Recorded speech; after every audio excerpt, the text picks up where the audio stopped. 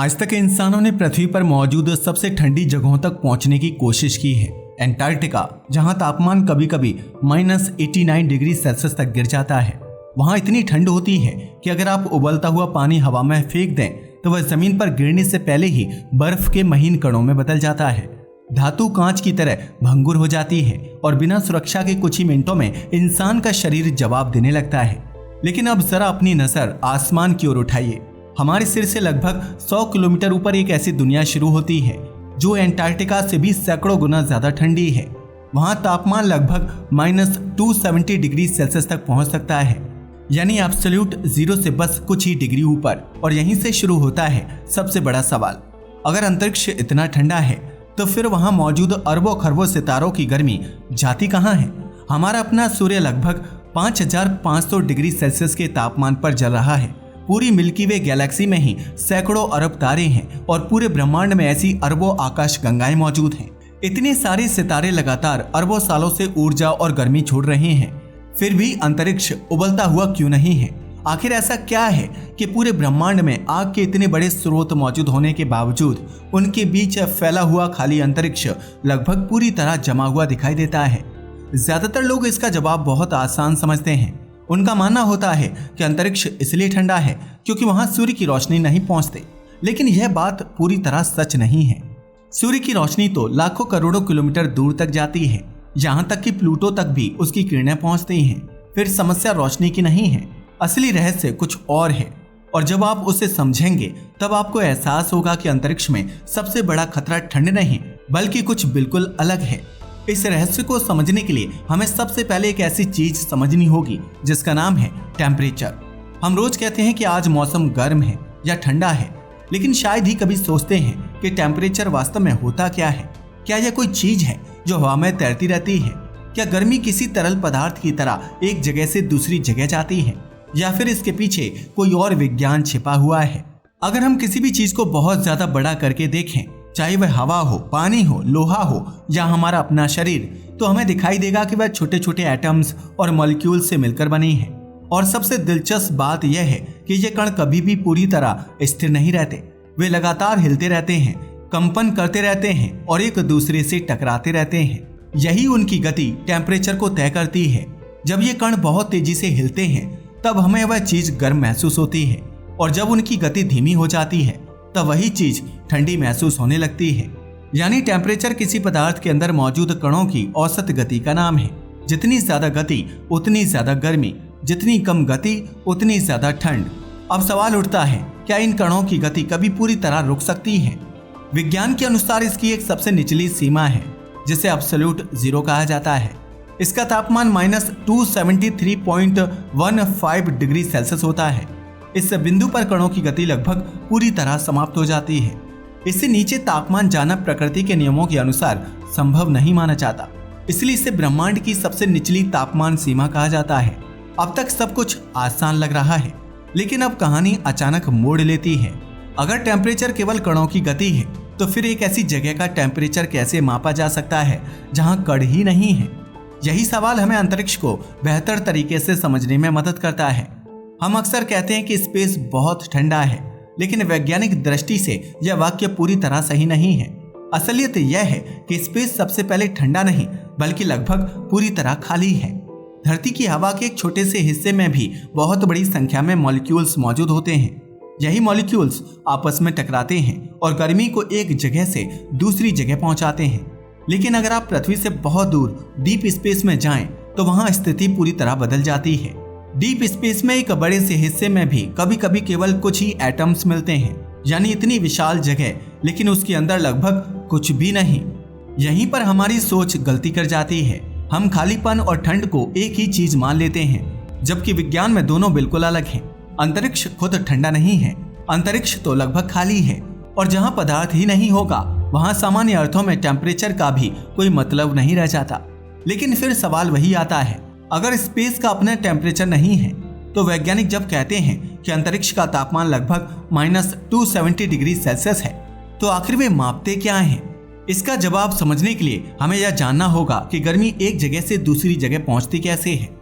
प्रकृति में हीट केवल 3 तरीकों से यात्रा करती है। और पूरी कहानी इन्हीं 3 तरीकों के इर्द गिर्द घूमती है। पहला तरीका है कंडक्शन, यानी सीधा संपर्क। मान लीजिए आपने गैस पर रखा हुआ गर्म बर्तन छू लिया, कुछ ही सेकंड में आपका हाथ जल जाएगा। ऐसा इसलिए नहीं है कि गर्मी हवा में उड़कर आई, बल्कि इसलिए क्योंकि गर्म बर्तन के तेज गति वाले एटम्स ने आपके हाथ के एटम्स को ऊर्जा दे दी। यह ऊर्जा एक कण से दूसरे कण तक पहुंचती चली जाती है, लेकिन इस प्रक्रिया के लिए दोनों चीजों का आपस में संपर्क होना जरूरी है। दूसरा तरीका है कन्वेक्शन। यह तरीका हवा और पानी जैसे फ्लूइड्स में काम करता है। जब किसी कमरे में हीटर चलता है तो उसके आसपास की गर्म हवा ऊपर उठती है और ठंडी हवा नीचे आ जाती है, फिर वह भी गर्म होकर ऊपर उठती है। इसी लगातार घूमते हुए चक्र की वजह से पूरा कमरा गर्म हो जाता है। समुद्र की धाराएं, मौसम और हमारे घरों की हवा, इन सब में कन्वेक्शन की भूमिका होती है।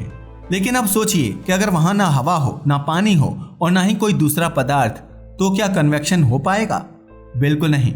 और यही अंतरिक्ष की सबसे बड़ी खासियत है। वहां ना तो हवा है और ना ही ऐसा कोई माध्यम जिसमें हीट घूम सके। इसका मतलब कंडक्शन भी लगभग खत्म और कन्वेक्शन भी पूरी तरह खत्म। अब तक हीट के 3 में से 2 रास्ते बंद हो चुके हैं, लेकिन प्रकृति के पास एक तीसरा तरीका भी है, और यही तरीका पूरे ब्रह्मांड को समझने की सबसे बड़ी चाबी है। इसका नाम है रेडिएशन। रेडिएशन बाकी दोनों तरीकों से बिल्कुल अलग काम करता है। इसे न किसी हवा की जरूरत होती है, न पानी की और न ही किसी ठोस पदार्थ की। यह ऊर्जा को इलेक्ट्रोमैग्नेटिक वेव्स के रूप में भेजता है, यानी रोशनी के रूप में। यही कारण है कि सूर्य की गर्मी पृथ्वी तक पहुंच पाती है। सूर्य और पृथ्वी के बीच लगभग 15 करोड़ किलोमीटर तक लगभग पूरा खाली अंतरिक्ष है, फिर भी हर समय उसकी रोशनी कुछ ही मिनटों में हमारे पास पहुंच जाती है। दरअसल ब्रह्मांड की हर गर्म चीज लगातार रेडिएशन छोड़ रही होती है। सूर्य छोड़ रहा है, पृथ्वी छोड़ रही है, जलता हुआ कोयला छोड़ रहा है, यहाँ तक कि आपका अपना शरीर भी इस समय लगातार इंफ्रारेड रेडिएशन छोड़ रहा है। हमें दिखाई नहीं देता, लेकिन हमारा शरीर हर सेकंड अपनी गर्मी बाहर भेज रहा है। अब जरा कल्पना कीजिए कि आपने एक थर्मामीटर उठाया और उसे किसी ऐसे हिस्से में छोड़ दिया जहां आसपास ना कोई तारा हो, ना कोई ग्रह और ना ही कोई दूसरी गर्म वस्तु। उस थर्मामीटर के साथ क्या होगा?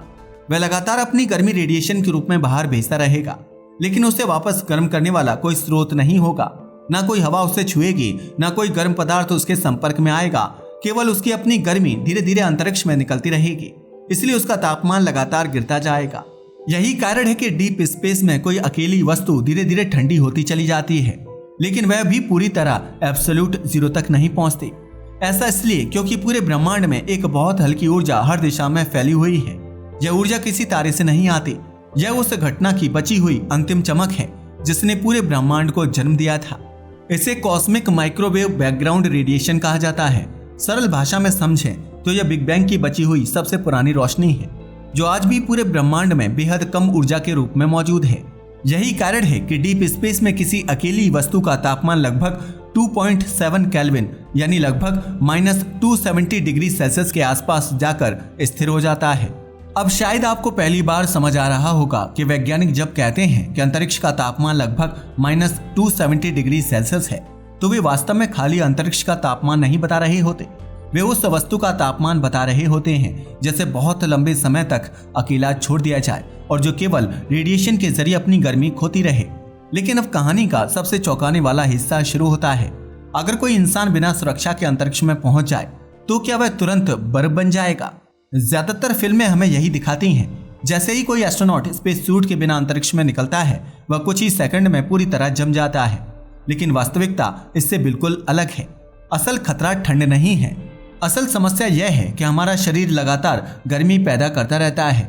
हम सांस लेते हैं, हमारा दिल धड़कता है, हमारी मांसपेशियां काम करती हैं और अरबों कोशिकाएं हर सेकंड ऊर्जा बनाती रहती हैं। यानी हमारा शरीर अपने आप में एक छोटा सा हीट जनरेटर है। धरती पर इस अतिरिक्त गर्मी को बाहर निकालना बहुत आसान होता है। हमारे शरीर के आसपास हवा मौजूद होती है, पसीना निकलता है, हवा उस पसीने को सुखाती है और शरीर ठंडा हो जाता है। त्वचा लगातार आसपास की हवा को गर्मी देती रहती है। हर सांस के साथ भी कुछ गर्मी बाहर निकलती रहती है। यानी पृथ्वी पर हमारे शरीर के पास गर्मी निकालने के कई रास्ते होते हैं, लेकिन जैसे ही कोई इंसान अंतरिक्ष में पहुंचता है, ये लगभग सारे रास्ते बंद हो जाते हैं। वहां हवा ही नहीं है, इसलिए कंडक्शन लगभग समाप्त हो जाता है। हवा नहीं है, इसलिए कन्वेक्शन भी पूरी तरह खत्म हो जाता है। अब शरीर के पास केवल एक ही तरीका बचता है, रेडिएशन। लेकिन रेडिएशन बहुत धीमी प्रक्रिया है। हमारा शरीर जितनी तेजी से गर्मी बना रहा होता है उससे कहीं धीमी गति से वह उसे बाहर भेज पाता है। इसका मतलब शरीर के अंदर गर्मी जमा होने लगती है। यही वजह है कि अंतरिक्ष में एस्ट्रोनॉट्स को गर्म रखने की तुलना में ठंडा रखना ज्यादा बड़ी चुनौती होती है। अगर आपने कभी स्पेस सूट की तस्वीर ध्यान से देखी हो तो उसके अंदर केवल मोटे कपड़े नहीं होते, उसके भीतर पतली पतली पाइपों का पूरा जाल बिछा होता है। इन पाइपों में ठंडा पानी लगातार घूमता रहता है। इसे लिक्विड कूलिंग सिस्टम कहा जाता है। यह सिस्टम शरीर से अतिरिक्त गर्मी खींचकर बाहर निकालता रहता है। अगर यह कूलिंग सिस्टम बंद हो जाए तो एस्ट्रोनॉट अपने ही शरीर की गर्मी की वजह से ओवरहीट होने लगेगा, जबकि उसके चारों ओर का अंतरिक्ष लगभग -270 डिग्री सेल्सियस का है। यही इस पूरी कहानी की सबसे हैरान करने वाली बात है। बाहर ब्रह्मांड लगभग एब्सोल्यूट जीरो के करीब है, लेकिन उसके बीच मौजूद इंसान को सबसे पहले ठंड नहीं बल्कि अपनी ही गर्मी से लड़ना पड़ता है। अब वापस उसी सवाल पर लौटते हैं जिससे हमने शुरुआत की थी।